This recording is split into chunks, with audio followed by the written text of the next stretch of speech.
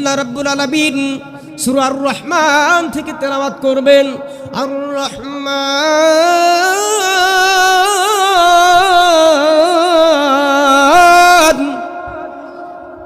আল্লামাল কুরআন খলাকাল ইনসান। আল্লাহর কুদরতি কণ্ঠে তেলাওয়াত যখন শুরু হয়ে যাবে, জান্নাতীরা পাগল পারা হয়ে যাবে। জান্নাতীরা নিজেদেরকে আর নিয়ন্ত্রণ করতে পারবে না, বেহুশ হয়ে পড়ে যাবে। আল্লাহ রাব্বুল আলামিন জান্নাতীদেরকে জাগ্রত করার পরে বলবেন, এ জান্নাতীরা বলো দেখি আমি আল্লাহর কণ্ঠের তেলাওয়াত কেমন লাগলো?